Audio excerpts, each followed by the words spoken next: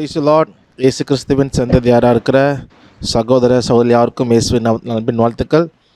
So நான் உங்களுக்கு பேசுறதை கேட்கணும்னு நினைக்கிறேன். கேட்கலன்னா மட்டும் நீங்கள் மெசேஜ் பண்ணுங்கள் கமெண்ட் பாக்ஸில், என்னென்னு பார்ப்போம். ஓகே, சரி, நம்ம ஜெபித்து நம்ம ஆரம்பிக்கலாம். எங்களை நேசிக்கிற நல்ல தகப்பனே, அந்த நாளுக்காக நன்றி செலுத்துகிறோம். அந்த நாளும் கூட நம்ம சமூகத்தில் கூட்டச்சத்தில் நன்றி. நாங்கள் ஒரு சில காரியங்களை கற்றுக்கொள்ள கூட வந்திருக்கிறோம். உங்களுடைய கிருபையும் ஞானங்களுக்கு வேணும். நீர் எங்கள் தகுந்தவராக இருக்கிறீர். நீங்கள் எல்லாம் எங்களால் ஒன்றும் செய்யக்கூடாது தகப்பனே. நீங்கள் உதவி செய்யுங்க, நீங்கள் நடத்துங்க.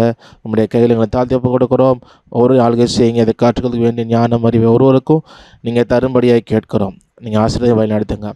இயேசுவின் நாமத்தில் ஜெபிக்கிறோம் நல்ல தகப்பனே. ஆமேன், ஆமேன், ஆமேன். ஓகே, ஸோ ஒரு சில காரியங்கள் நம்ம தியானம் பண்ணிவிட்டு நம்ம கிளாஸ்க்குள்ளே போகலாம். நம்ம கடந்த வாரங்களில் ரெக்கார்டிங் ஸ்டார்ட் பண்ணிட்டேன். Thank you brother. Audio video record ஆகுது. ஓகே, ஸோ கடந்த நாட்கள் நம்ம மியூசிக் பற்றி பார்த்தோம். நிறைய பேர் கேள்வி கேட்டிருந்தீங்க. லைவில் வாசிக்கிறது, மெசேஜாக இப்போ சர்ச்சில் வாசிக்கிறது. மியூசிக் நல்ல விஷயந்தான், தேவன் நம்ம கொடுத்தது தான். நம்ம வேதாகமத்தில் பழைய ஏற்பாட்டில் இருந்தே பார்க்குறோம். இசைவர் வாசிக்கிற இருந்தாங்க. தாவீது அவர் மியூசிக் இன்ஸ்ட்ருமெண்ட் வாசிக்கிறவர் இருந்தார். இன்னும் அநேகர் இருந்தாங்க. அவங்க பாடி தேவனை துதிச்சாங்க. ஸோ மியூசிக் வாசிக்கிறது இட்ஸ் ரியலி குட். அது தேவன் தந்தது தான், அது ஒன்றும் பிரச்சனை இல்லை. ஆனால் எதுக்கு வாசிக்கிறோம்? நீங்கள் எங்கெங்கெல்லாம் மியூசிக் பைபிள் வாசிக்கிறீங்களோ அதோடு சேர்ந்து இன்னொன்று வாசிப்பீங்க, பாடகர்கள் சேர்ந்து இல்லை பாடல்கள் அப்படின்னு சொல்லி. அநேக நேரத்தில் அதை நிறைய விஷயத்தை இப்போ சவுலுக்கும் அவருக்கு இது பிடித்த பொழுது என்ன பண்ணுறாங்க, அவர் பாடி அந்த இசைக்கிறாரு. இது மாதிரி நிறைய விஷயம் யூஸ் பண்ணிக்கிறாங்க. ஆனால் மெயினாக அதை எதுக்காக சர்ச் வர்ஷிப்பில் யூஸ் பண்ணாங்கன்னா பாட்டுக்கு தான். பாட்டு பாடும் பொழுது அது நல்ல ராகத்தில் டியூனோட இதுதான் பண்ணாங்க. மற்ற நேரத்தில் அவங்க பிரசங்கம் வைக்கும் பொழுதுலாம், ஜெபிக்கும் பொழுது பிரசங்கம் வைக்கிறப்பெல்லாம் அவங்க மியூசிக் வாசிக்கலை. புதிய ஏற்பாட்லேயும் பார்க்குறப்ப அவங்க அதிகமாக மியூசிக் யூஸ் பண்ணல. அதுக்காக மியூசிக் அதிகமாக யூஸ் பண்ணக்கூடாதுன்னு கிடையாது. பட் அவங்க நிறையா டீச்சிங் அதிகமாக இருந்தனால அவங்க அதிகமாக மியூசிக்கில் கான்சன்ட்ரேட் பண்ணல. பாட்டு உட்காந்து எழுதிக்கிட்டு இல்லை. ஏன்னா அப்போ தான் சபை ஆரம்ப காலன்றனால அதிகமாக பிரசங்கிக்க வேண்டியிருந்தது. அநேக போதனைகள் அவங்க கொடுத்துட்டு இருந்தாங்க எல்லா ஊர்களில். ஸோ ஆனால் பாடல்கள் பாடினாங்க, சிறைச்சாலில் பாடினாங்க, மற்ற இடங்களில் பாடி துதிச்சாங்க, அதே போல் செய்தாங்க. பட் அதிகமாக இன்ஸ்ட்ருமெண்ட் அவங்க வாசித்த மாதிரி இல்லை. ஓகே, ஆனாலும் அவங்க ஆலயத்தில் கூடி பாடும் பொழுது இல்லை அப்போ மியூசிக் வாசித்தாங்க. மற்ற நேரங்களில் இப்போ பேதுரு எழுந்து பிரசங்கம் வச்சார் இல்லையா, அப்போஸ்தலரில் பேதுரு எழுந்து அவங்க பிரசங்கம் வைக்கும் பொழுது மியூசிக் இல்லை. அவங்க பரிசுத்தாவினால் நிரப்பப்பட்டாங்க, அப்பயும் மியூசிக் இல்லை. அவங்க வரங்களை பெற்றுக்கொண்டு வரங்கள் செயல்படுறது, அப்பயும் மியூசிக் இல்லை. ஸோ அப்போது மியூசிக் எதற்காக எப்போ யூஸ் பண்ணணும், எதுக்குன்றதை சரியாக புரிஞ்சுக்கிட்டால் தான் நம்ம அதை சரியான விதத்தில் பயன்படுத்தி நம்மளும் சந்தோஷமாக இருக்கணும், கர்த்தரும் பிரியப்படணும். ஆராதனைங்கிறது ப்ரையாரிட்டி தேவன் தான், அவர் பிரியப்படுத்த செய்கிறோம். பட் அதே நேரத்தில் ரெண்டாவது நம்ம ஒரு பாட்டு பாடம் நல்லா பண்ணணும், திருப்தியாகணும், இது போல் விஷயங்கள் செகண்டரி. அப்போ ரெண்டுமே ரொம்ப முக்கியமான விஷயமா இருக்குது. அப்போ எதுக்கு வாசிக்கிறோம், எதுக்கு தேவைன்றதை புரிஞ்சுக்கிட்டால் தான் சரியாக யூஸ் பண்ண முடியும். கடந்த லாஸ்ட்டு கூட நான் சொன்னேன், இப்போது வர எல்லா சபைகளுமே என்ன பண்ணுறாங்கன்னா, பாட்டு பாடுறப்போ கீபோர்டு வாசிக்கிறாங்க, ஜோம் பண்ணுறப்போ கீபோர்டு வாசிக்கிறாங்க, செய்தி கொடுக்குறப்போ கீபோர்டு வாசிக்கிறாங்க. எப்போ தானே நீங்கள் வாசிக்காமல் இருப்பீங்க அப்படின்ற மாதிரி ஆகிப்போச்சு. கீபோர்டு எப்பொழுது சபையில் எப்பொழுது இசையை வாசிப்பார்கள் அப்படின்ற கேள்வி கேட்க முடியாது. சபையில் எப்பொழுது இசையை வாசிக்காமல் இருப்பார்கள் அப்படின்னு. ஏன்னா அது நல்ல மூடு கொடுக்குங்க, நல்ல மூடு இருக்குது, நல்ல மூடு தான் கொடுக்குது. நான் போன வாரம் கூட சொல்லியிருந்தேன் நினைக்கிறேன், போன வாரமாக ஸ்பெஷல் கிளாஸில் சொல்லியிருந்தேன் நினைக்கிறேன். ஒருத்தர் கேட்கும்பொழுது என்னென்ன நல்லா தானே இருக்குது, வாசிக்கலாமே அப்படின்றது போல். மியூசிக் அப்படிங்கிறது பாடல்களுக்கு வாசிக்கிறோம், ஓகே. மற்ற நேரத்தில் அது வாசிக்கிறது ஒரு எமோஷன் உண்டாகிறதுக்காக வாசிக்கிறோம். எமோஷனை உண்டு பண்ணணும் தான். இப்போ ஒரு நாடகம் பார்க்குறோம், சினிமா இருக்குது, இதிலெல்லாம் music plays a major role. அந்த எமோஷனை கொடுக்கறதுக்காக அவங்க அவ்வளோ பேக்ரவுண்டில் இருக்கும், அது மியூசிக் செய்யும். ஆனால் ரியாலிட்டின்னு அப்படின்னு வரும்பொழுது, லைவில் பேசும்பொழுது நம்ம அதிகமாக வர மாட்டோம். ஒரு ஃபேக்கான எமோஷனை க்ரியேட் பண்ணி வர மாட்டோம். அந்த இப்போ பேசுகிற வார்த்தைகளை உணர்ந்து உண்மையான எமோஷன் வரணும். இப்போ 2 பேர் இப்போ நமக்கும் இப்போ ஃபேமிலி எடுத்துக்கோமே, கணவன் மனைவிக்கு சண்டை வச்சுக்கோமே, அப்போ எக்ஸ்பிளைன் பண்ணுறோம். அப்போ பேசும்போது அந்த வார்த்தை உண்மையான உள்ளத்தில் என்ன இருக்குன்றதை புரிஞ்சுக்கிட்டு அவங்க என்ன பண்ணணும், அதை புரிஞ்சுக்கிட்டு இது பண்ணணும் அப்படிங்கிறது தான் எல்லாருக்குமே இதாக இருக்கும் இல்லையா. ஒரு டூப்ளிகேட் எமோஷனை க்ரியேட் பண்ணுறது இருக்காது. ஏன்னா அது தவறாக லீட் பண்ணிடும். அப்போ இனி சபைகளில் மெசேஜ் கொடுக்குறப்ப அந்த அந்த அப்படியே பேட் மோஷனை போட்டு வாசிக்கணும். நல்லா இருக்கேன், நல்லா இருக்குதான், நான் ஒன்றும் நல்லா இல்லைன்னு சொல்ல. அப்போ உங்கள் வீட்லேயும் நல்லா தானே இருக்கும் வாசிச்சா. இப்போ நீங்கள் பேசுகிறப்ப வாசிங்களே. நிறையா இப்போ ஹோட்டல்லாம் போனீங்கன்னா பார்த்தீங்கன்னா அப்படியே இன்ஸ்ட்ருமெண்ட்டில் ஓடிக்கிட்டே இருக்கும். அப்படியே நல்லா தான் இருக்கும். நம்ம தான் போயிருக்கிறோம், சரி கரும என்ன மியூசிக் ஓடுது அப்படியே சொல்ல போகிறோம். இல்லை, இட் ரியலி குட் ஃபீலிங். உண்மை தான். ஹோட்டலில் இருக்குது, வேறு எங்கேயாவது போனால் அங்கே இருக்குது, மாலில் போனால் மாலில் இருக்குது. ஏன்னா ஒரு நல்ல மூடை க்ரியேட் பண்ணுறதுக்காக அவங்க மியூசிக்கை யூஸ் பண்ணுறாங்க. நம்ம அதுக்கு மியூசிக் யூஸ் பண்ணல. சர்ச்சில் அப்படி பழைய ஏற்பாட்டில் அப்படி யூஸ் பண்ணல, புதிய ஏற்பாட்டில் அப்படி யூஸ் பண்ணல. ஆனால் இன்றைக்கி அதிகமாக அது இடம் பிடிக்குது. எல்லாம் ஒன்று ஒன்றா ஜோம் பண்ணுறப்ப வாசிக்கிறோம், மெசேஜ் போடுறப்ப வாசிக்கிறோம், எல்லாத்துக்கும் எதுக்கு வாசிக்கிறோம் இதெல்லாம் வாசிட்டாகிறான். ஸோ நிறைய பேர் அதை வந்து விரும்புகிறாங்க. நிறைய போதல் நல்லா இருக்குங்க, நல்லா இருக்குங்க. ஏங்க ஒரு விஷயம் நல்லா இருக்கா நல்லா இருக்கையா இல்லையாங்கிறது முக்கியம் இல்லை. நல்லா இருக்கா நல்லா இல்லையாங்கிறது முக்கியம் இல்லை, அது சரியாக தவறாங்கிறது தான் முக்கியம். நமக்கே தெரியும், வீட்டில் செய்ய மாட்டோம். ஏன் செய்ய மாட்டோம்? It will create the fake emotions. கொஞ்சோண்டு எமோஷனையும் தூக்கி நல்லா ஓட்டுறோம். இப்போ நம்மளே சினிமா பார்க்குறோம், மியூசிக்கெல்லாம் பாருங்களேன் எப்படி இருக்குன்னு. நம்ம அழுவ காட்சியெல்லாம் சிரிப்போம். சில இடத்துல சில பேர் அழுவ பார்த்தா நமக்கு சிரிப்பு வரும். சில காட்சி, சில நாடகம், சினிமாலாம் பார்த்துருந்தீங்கன்னா அது முன்னாடி பார்த்துருக்கோம். எப்போனா மோஸ்ட்லி இந்த மியூசிக் சரியாக இல்லை மியூசிக் இல்லை அப்படின்றப்போ அவங்க வரும். ஆனால் நமக்கு அந்த ஃபீல் அதிகமாக கொடுக்குறது எதுன்னா இது மாதிரி மியூசிக் தான். அதை நீங்கள் மியூசிக் கம்போசர்கிட்ட கேட்டு பார்த்தீங்கன்னா, சப்போஸ் இந்த ஷார்ட் ஃபிலிமு, நாடகம் அது மாதிரி போட்டவங்களை கேட்டிங்கன்னா தெரியும் எந்த அளவுக்கு மியூசிக் இம்பார்ட்டண்ட் ரோலை ப்ளே பண்ணுது, அந்த எமோஷனை வந்து க்ரியேட் பண்ணுது. ஹாப்பின்னா ஹாப்பி மியூசிக்கு, சேட்னா சேட் மியூசிக்கு அப்படின்னு அப்படி போயிட்டுருக்குது.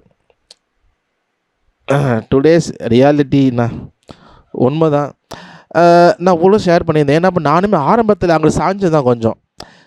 எதனால், அதாவது என்ன எப்படி சாஞ்சிட்டேன்னா, கேட்குறாங்க இப்போ நான் பண்ணுறேன் இல்லையோ, இப்போ நான் கீபோர்டு வாசிக்கும் பொழுது தம்பி ப்ரேயர் பண்ணுறப்போ வாசிங்க, மெசேஜ் விட்றப்போ வாசிங்க, வாசிச்சா சரி கேட்குறாரு நம்ம என்ன பண்ணுவோம் வாசிப்போம். நம்ம என்ன வாசிக்க முடியும் சொல்ல முடியும் கீபோர்டில் நின்றுக்கிட்டு. அப்படி தான் இருந்தது. ஆனால் கொஞ்சம் நான் ஏற்கனவே ஷேர் பண்ணுவேன். நிர்மலா ஆண்டின்னு சொல்லி நான் பைபிள் காலேஜ் படிக்கும்போது ஒரு ஆண்டி இருந்தாங்க. அவங்க வந்து ஒரு தடவை நான் யாரோ ஃபாரின்லேருந்து வந்தாங்க, மெசேஜ் கொடுங்க. நான் பெங்களூரில் படித்த ஒரு காலேஜில் ஃபாரின் ஒருத்தர் வந்திருந்தார். அவர் வந்து மெசேஜ் கொடுத்துட்டு ப்ரேயர் பண்ணுறப்பையும் வாசி அப்படின்னாரு. நான் பேக்கில் வாசிட்டே இருந்தேன். முடிஞ்ச உடனே அதை கூப்பிட்டு திட்டினாங்க. ப்ரேயர் பண்ணும்போது எதுக்கு நீ கீபோர்டு வாசிக்கிற அப்படின்னு. ஆண்டி இல்லாண்டி அவங்க கேட்குறாரு. ஆண்டி அவர் கேட்டாரா நீ ஏன் வாசிக்கிற அப்படின்னு திட்டினாங்க. என்னடா இந்த ஆண்டிகிட்ட என்ன சொல்லி போயிருக்கோன்னு விட்டுட்டேன். ஆனால் போயிட்டேன். ஆனால் அவங்க கேட்ட கேள்வி மைண்டில் ஓடிட்டே இருக்குது. ஆமாம், ப்ரேயர் பண்ணுறப்ப எதுக்கு வாசி? நானும் ப்ரேயர் பண்ணுறப்ப நானும் ஜபத்தை கேட்கணும், நானும் ஆமேன்னு சொல்லணும். வி ஹாவ் டு ப்ரே, அப்போ பண்ணணும். ஸோ அப்படி இருக்கிறப்போ ஏன் செய்கிறோம்? சரி ஓகே விட்டாச்சு. ஸோ அதுக்கப்புறமேட்டு ஒரு தடவை தொடர்ந்து யாராவது வாசிக்க சொன்னாங்க காலேஜில்னா, ப்ரேயர் பண்ணுறாங்க அப்படின்னா கீபோர்டில் கையை வச்சுருப்பேன். டக்குன்னு ஆண்டி ஞாபகம் வந்துடும். ஆண்டி பார்க்குறாங்களா அப்படி பார்ப்பேன், என்ன முறைச்சிட்டு இருப்பாங்க. அஜய்ஜோ ஆண்டி பார்க்குறாங்களா அப்படி டக்குன்னு கையை எடுத்துருவேன். ஸோ அப்படி தான் போயிட்டுருந்தேன். இந்த ஆண்டி திட்டுறாங்க, பயங்கரமாக திட்டினாங்க. என்னடா அப்படி திட்டுறாங்களே அப்படின்னு பார்த்தா, அப்புறம் நாங்கள் ஒரு சான்ஸ் வந்து அதாவது ஃபைனல் ஸ்டூடெண்ட்லாம் மெசேஜ் எடுக்கணும் ஒரு நாள் எல்லா ஸ்டூடெண்ட்டும்.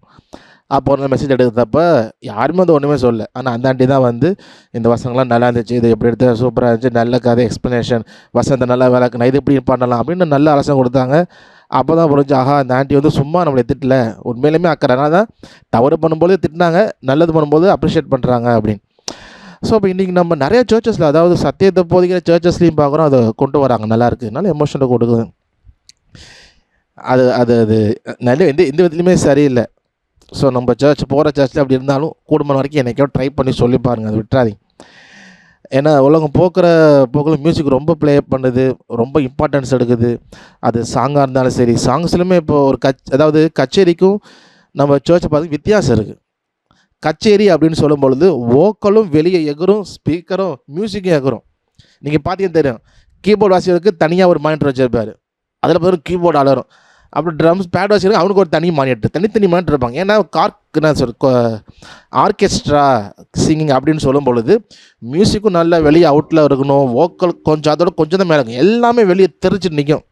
ஏன்னா கேட்குறவன் பாட்டை மட்டும் கேட்டு ரசிக்க போகிறதில்ல, மியூசிக்கையும் இசையும் கேட்டு ரசிப்பான். அப்போ அதுக்கேற்ற மாதிரி இசையை வாசிக்கணும், அந்த டெப்த் இருக்கணும்னு சொல்லிட்டு போட்டு வச்சு அடித்து எகரும், வாய்ஸும் எகரும், இன்ஸ்ட்ருமெண்ட் எகரும்.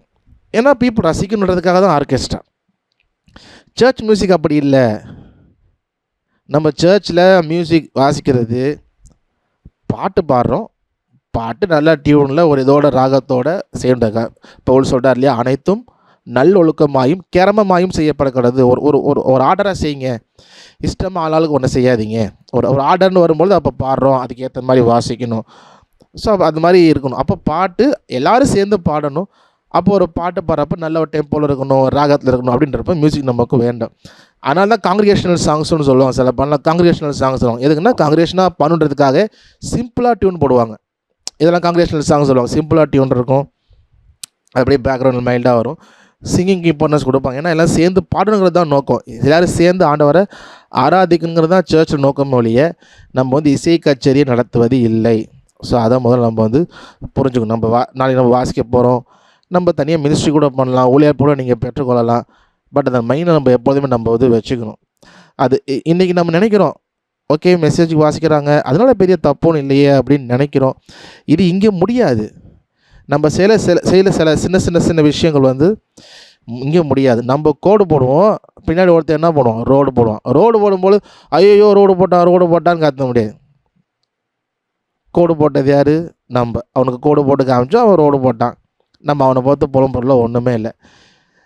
இது வந்து என்ன சொல்கிறது, ஸ்பெசிஃபிக்காக என்ன க்ரியேட் பண்ணோம் அப்படிங்கிறது தெரில, பாயிண்ட் பண்ண தெரில. ஆனால் it will create fake emotion create பண்ணும். அது என்ன பண்ணுன்னா, இப்போ நான் சொல்லும்போது ஒரு எக்ஸாம்பிள் ஞாபகம் வருது. அந்த இடத்துல இருக்கிற வரைக்கும் அவருக்கு ரொம்ப ஃபீலிங்காக இருக்கும்.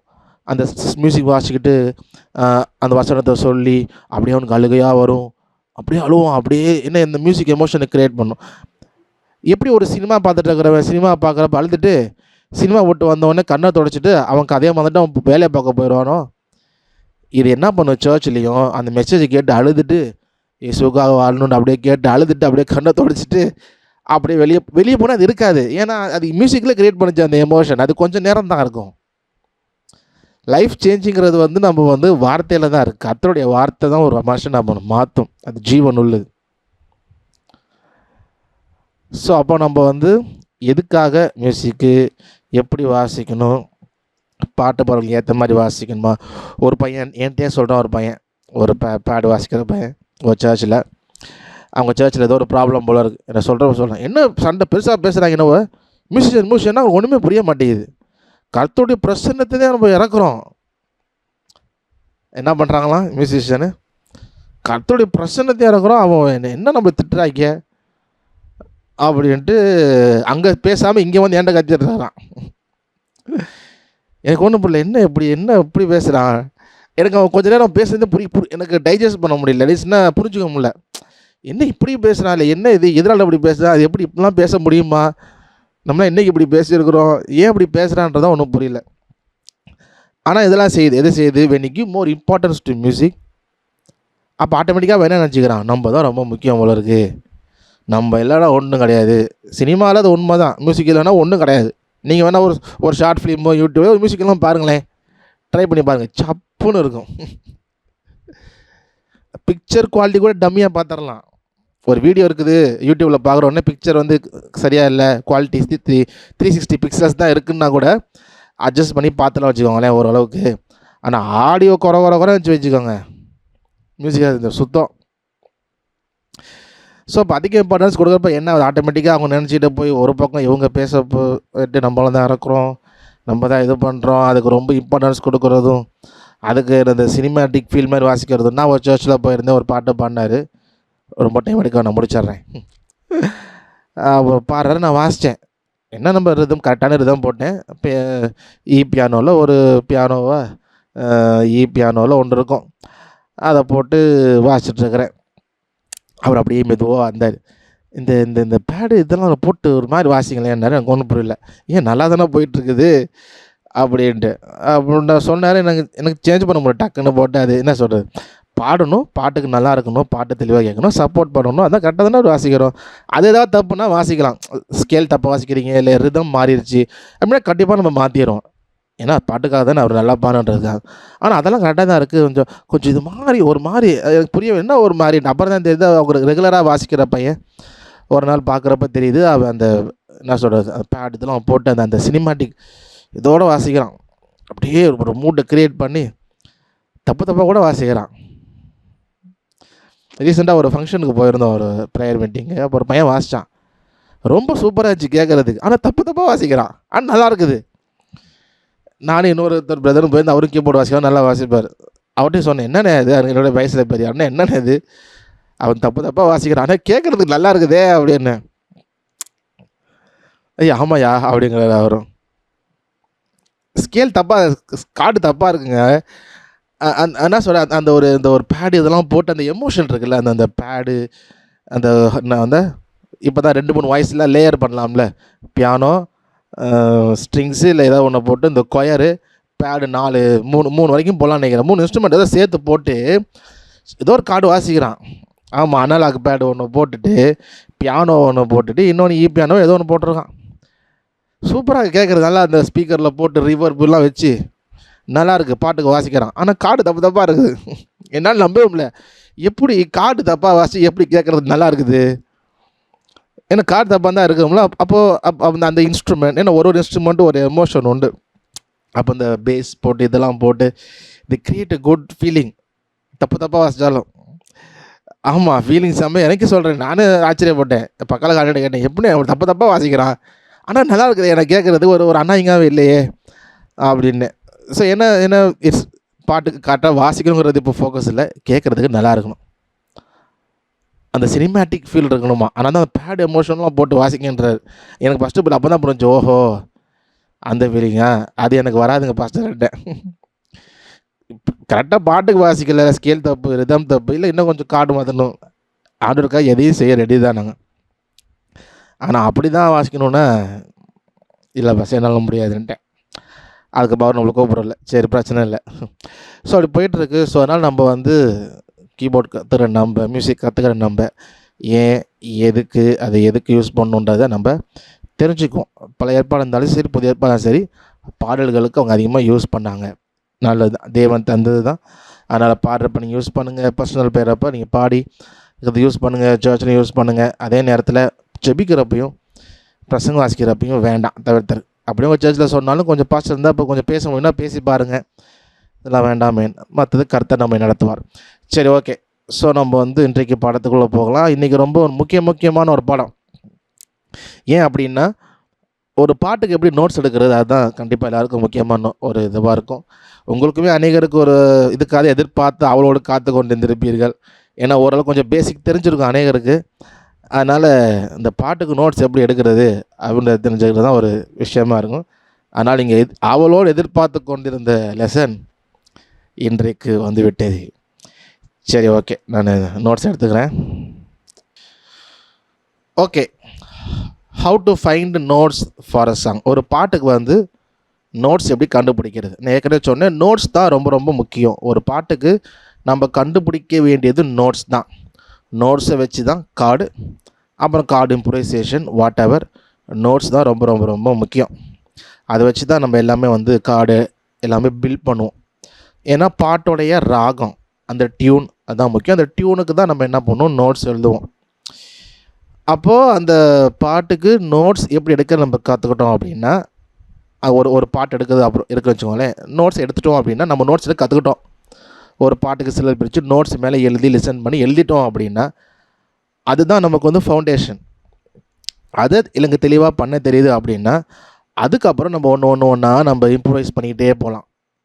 பேஸ் எது தான், அந்த டியூனை லிசன் பண்ணி சவுண்ட் மேட்ச் பண்ணி எழுதுறது தான். நோட்ஸை கண்டுபிடிக்கிறது தான் நமக்கு வந்து ஒரு கொஞ்சம் டஃப்பான வேலையாகவும் இருக்கும், முக்கியமான காரியமும். அதை செஞ்சிட்டோம் அப்படின்னா மற்ற எல்லாமே நமக்கு வந்து கஷ்டமே கிடையாது. இதை வச்சு தான் கார்ட்ஸ் அது போகும்போது நம்ம பார்ப்போம். சரி, அப்போ எப்படி வந்து பாட்டுக்கு வந்து நோட்ஸ் கண்டுபிடிக்கிறது? ஏன்னா பாட்டில் நிறையா நோட்ஸ் இருக்கும், கடகன்னு ஓடும். அப்போ எப்படி கண்டுபிடிக்கிறது? ஸோ முதல்ல நம்ம என்ன கண்டுபிடிப்போம் அப்படின்னா, ஒரு பாட்டில் ஒரு ரூட் நோட்டை கண்டுபிடிப்போம். ரூட் நோட்னால் என்ன? இப்போது 12 நோட்ஸ் இருக்கா, 12 நோட்ஸ். இப்போ ஒரு ஸ்கேல் எடுத்துக்குவோம். இப்போ எஃப் மேஜர் அப்படின்னா எஃப்லேருந்து ஆரம்பிக்கும், ஜி மேஜர்னால் ஜிலேருந்து ஆரம்பிக்கும். அதோட ஸ்டார்டிங் நோட் தான் ரூட் நோட். ரூட் நோட் இப்போ ஜி மேஜர்னாலும் ஜி மைனர்னாலும் ஜிலேருந்து ஆரம்பிக்குதா, அப்போ ஜி தான் ரூட் நோட். ஜி மைனர்னாலும் ஜி தான் ரூட் நோட், ஜி மேஜர்னாலும் ஜி தான் ரூட் நோட். அதோடைய வேர் அப்படின்னு சொல்லும், அதோட ஸ்டார்டிங் நோட்டை அப்படின்னு சொல்லும். இதே போல் தான் எல்லா ஸ்கேலுக்கும். அப்போ ரூட் நோட் அப்படின்னு சொல்லும்பொழுது C C sharp, D D sharp, E F F sharp, G G sharp, A A sharp, B, இந்த 12 நோட்ஸ் இருக்குது. அந்த 12மே ரூட் நோட் தான். அப்போ அந்த 12 நோட்டில் எந்த நோட்டில் வந்து இந்த பாட்டு இருக்குது, ஃபஸ்ட்டு எடுத்தோடனே நம்ம மேஜராக மைனரான்னு பார்க்க முடியாது. ஃபஸ்ட்டு நம்ம என்ன பண்ணோன்னா ரூட் நோட் தான் கண்டுபிடிப்போம். சரி, ரூட் நோட் வந்து கண்டுபிடிக்கணும். ஸோ அதான் பார்க்குறோம். What is a root note?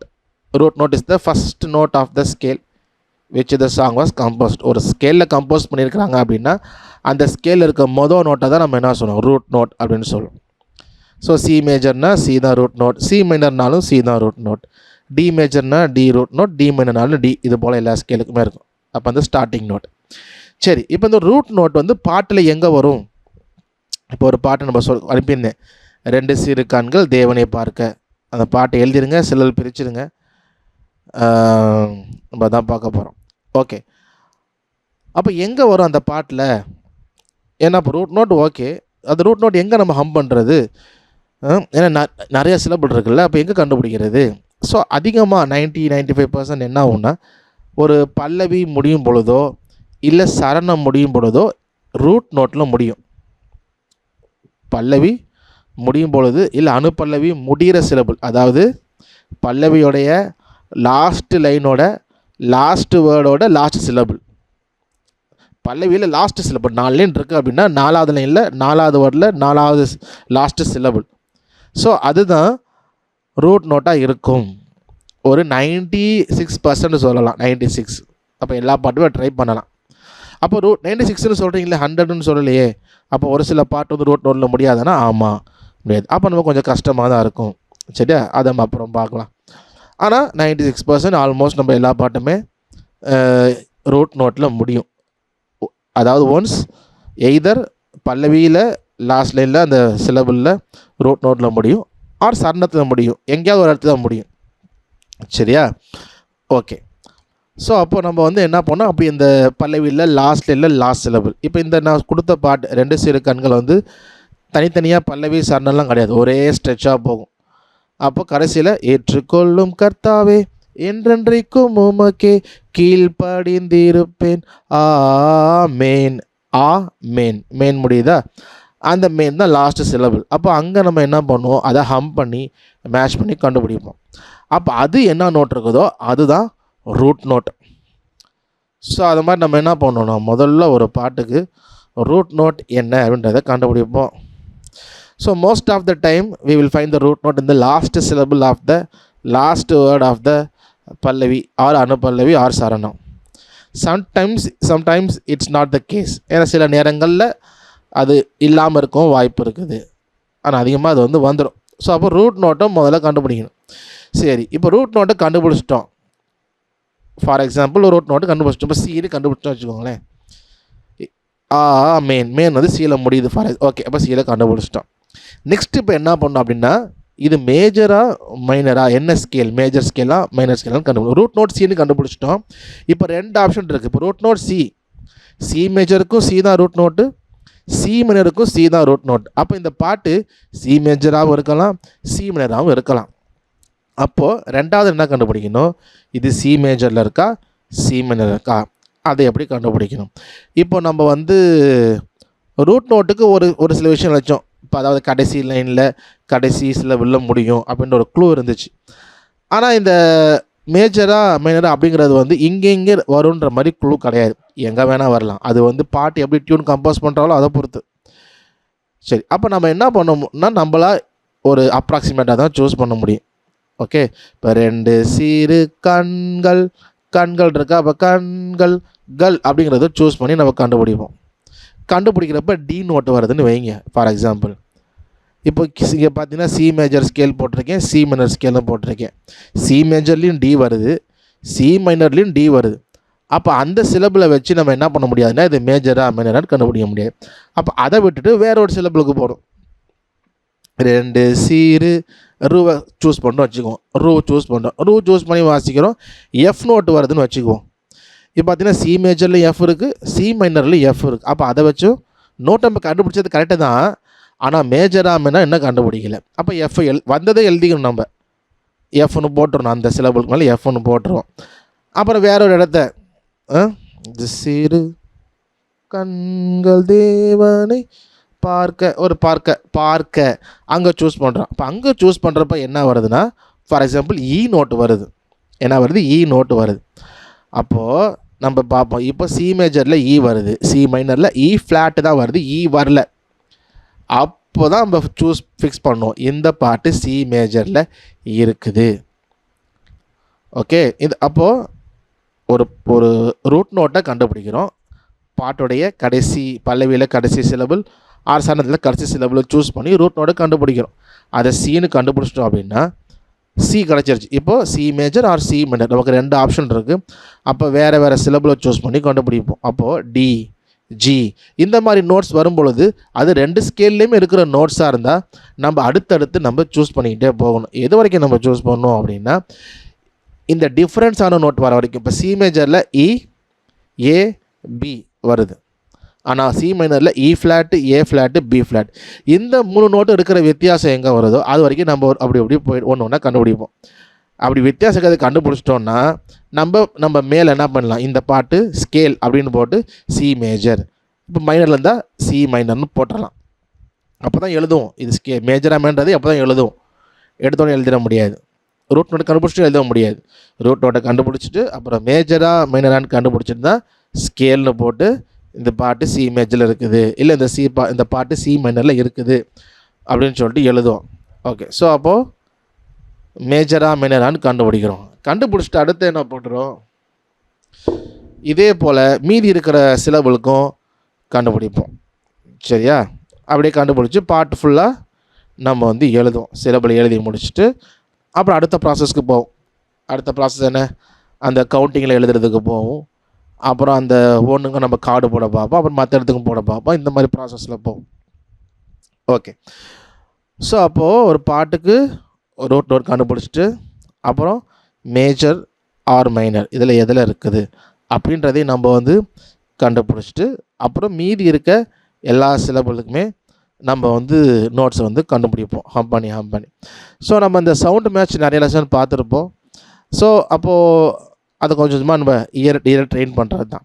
இப்போ பாட்டுன்னு வரும்பொழுது நமக்கு என்ன ஆகுனா, வோக்கல் இருக்கும், ட்ரம்ஸ் இருக்கும், பேஸ் இருக்கும், எல்லாமே சேர்ந்து மியூசிக்கோடு சேர்ந்து வரும். ஆனால் ஏற்கனவே சொன்னப்போ நம்ம கொஞ்சம் கான்சென்ட்ரேட் பண்ணணும். அந்த பாட்டை கேட்கும் பொழுது நம்ம ட்ரம்ஸு காதில் உழுவக்கூடாது. நமக்கு வோக்கல் மட்டும்தான் காதில் இருக்கணும். அந்த மாதிரி நம்ம கவனிக்கணும், கான்சென்ட்ரேட் பண்ணணும். நம்ம தெரியாது எலிமினேட் பண்ணணும். ட்ரம்ஸு, பேஸு, அதில் கிட்டார் என்ன வச்சுருக்கிறாங்க, அழகாக இருக்கா, இதுக்காக நோட்ஸ் கண்டுபிடிக்கிறதுக்காக.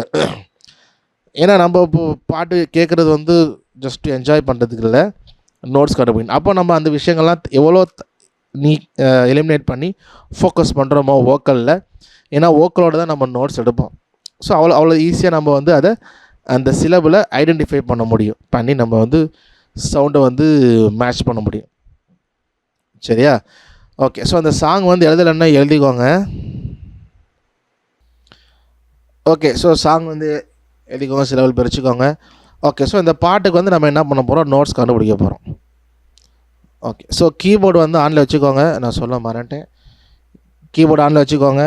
அப்படி ஆன்லைன்னா ஒரு 2 மினிட்ஸ் தரேன், எடுத்து ஆன் பண்ணி பக்கத்தில் வச்சுக்கோங்க.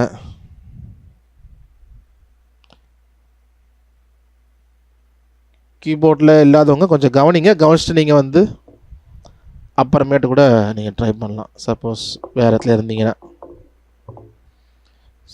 சரி, ஓகே, ஸோ அந்த பாட்டு இப்போ நான் ப்ளே பண்ணுறேன், ஃபுல்லாக ஒரு தடவை ப்ளே பண்ணுறேன், ஜஸ்ட் லிசன் பண்ணுங்கள். அப்புறம் நம்ம மற்றதை பார்ப்போம். வால்யூம் வைக்கிறேன், பத்தலைன்னா சொல்லுங்கள், திரும்ப வைக்கிறேன்.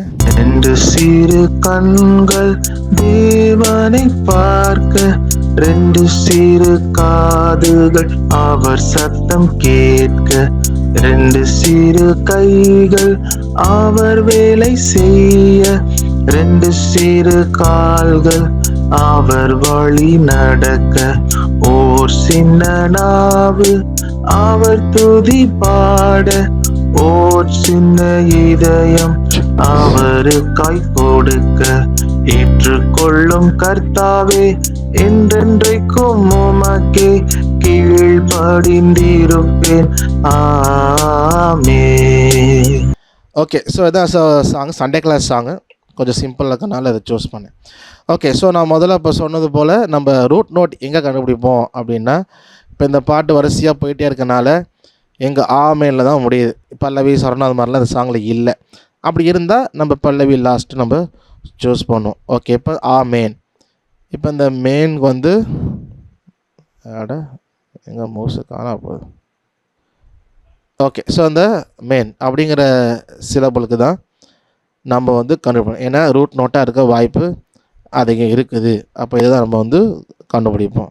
ஸோ அந்த கடைசி கீழ்ப்படிந்திருப்பேன் ஆமேன் அந்த லைனை வந்து நான் ப்ளே பண்ணுறேன். ஸோ எப்படி கண்டுபிடிக்கணும்னா ஆமேன் வருதா, ஆமேன். ஸோ நம்ம ஏற்கனவே சவுண்டு மேட்ச் பண்ணது போல் இந்த மேன் வரும்பொழுது அந்த மேனை வந்து ஹம் பண்ணிக்கணும்.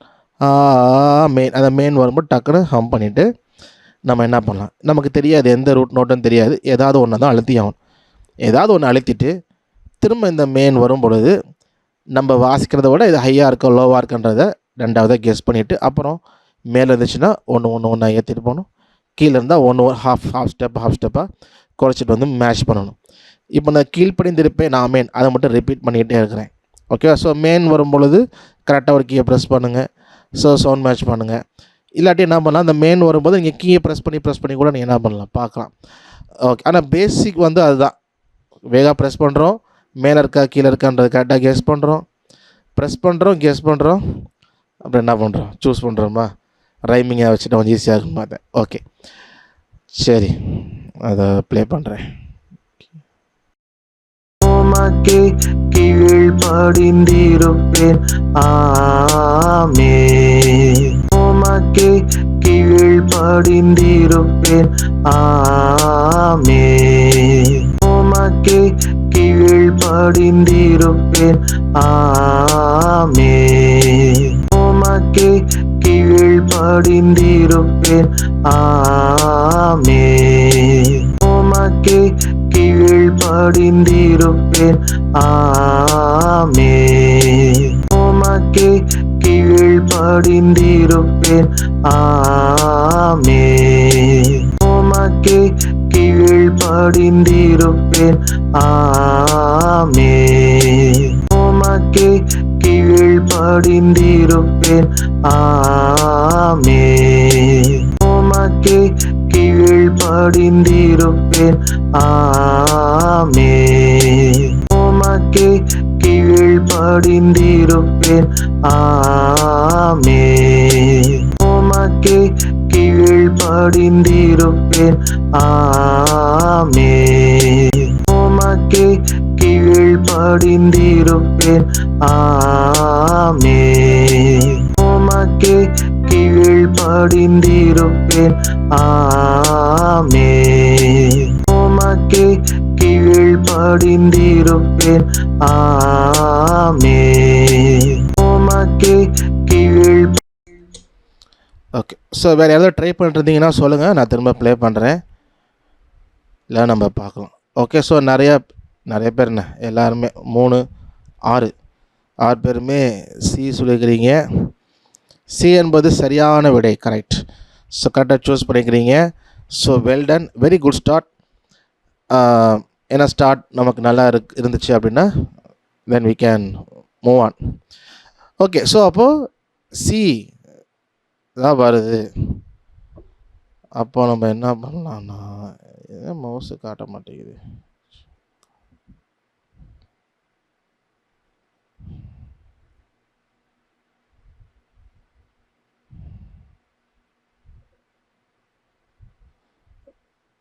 ஓகே.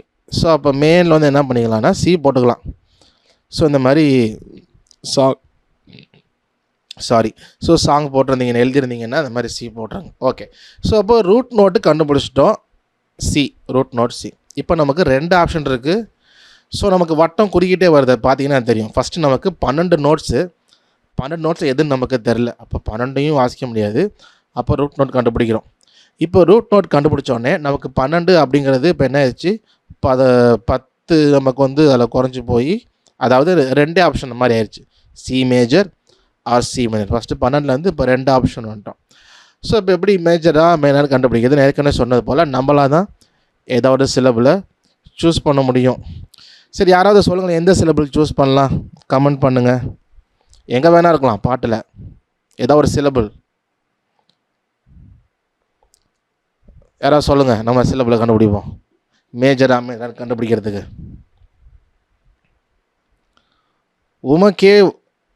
உமக்கேங்கிறது 3 இல்லை சிலபிள். ஃபஸ்ட்டு சிலபிளே சொல்லியிருக்காரு. ஓகே, 2 ஆனால் 2 ஓகே, பட் அது டக்குன்னு ஓடிடுது.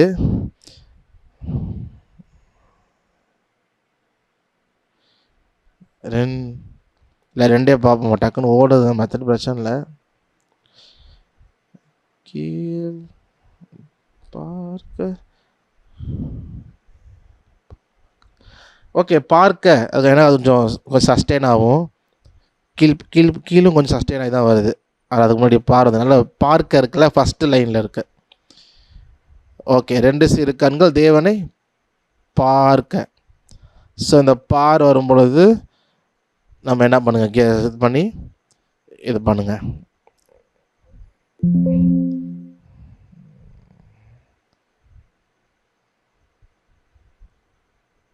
ரெண்டு சிறு கண்கள் தேவனை பார்க்க,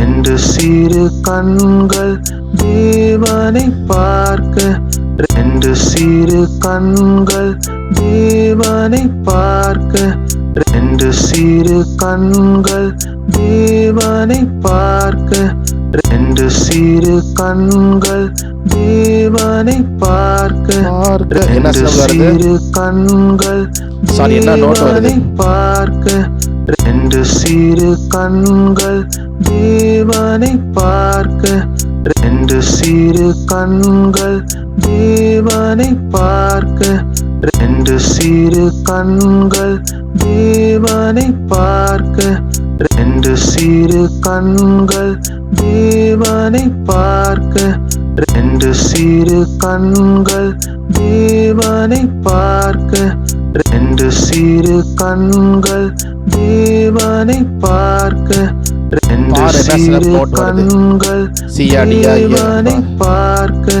2 சிறு கண்கள் தேவனை பார்க்க, 2 சிறு கண்கள் தேவனை பார்க்க, 2 சிறு கண்கள் தேவனை பார்க்க, 2 சிறு கண்கள் தேவனை பார்க்க, 2 சிறு கண்கள் தேவனை பார்க்க, 2 சிறு கண்கள் தேவனை பார்க்க, 2 சிறு கண்கள் தேவனை பார்க்க, 2 சிறு கண்கள் தேவனை பார்க்க, 2 சிறு கண்கள் தேவனை பார்க்க, 2 சிறு கண்கள் தேவனை பார்க்க, 2 சிறு கண்கள் தேவனை பார்க்க, 2 சிறு கண்கள் தேவனை பார்க்க, 2 சிறு கண்கள். ஓகே, ஸோ யாராவது ட்ரை பண்ணுறீங்கன்னா சொல்லுங்கள், நான் திரும்ப ப்ளே பண்ணுறோம், நாங்கள் உங்களுக்காக வெயிட் பண்ணுவோம். ஓகே, ஸோ அப்போ வந்து ஜி ஷார்ப் வராதுன்னு ஏற்கனவே பார்த்துட்டோம் இல்லையா? C major or C minor தான். சி ரூட் நோட் கிடச்சிருச்சு. இப்போ மேஜர் ஆர் மைனர் அப்படிங்கிறப்ப வந்து ஜி ஷார்ப்பு சி மேஜர்லேயும் வராது, மைனர்லேயும் வராது. அப்போ அது வர வாய்ப்பு இல்லை. ஜி தான் வருது. பார் வரும்பொழுதும் ஜி தான், வரும்பொழுதும் ஜி தான். ஓகே, ஸோ அதை வந்து என்ன பண்ணுங்கள், ஜி நோட்டை வந்து போட்டுக்குவோம். காப்பி கரெக்டாக போயிடுச்சா?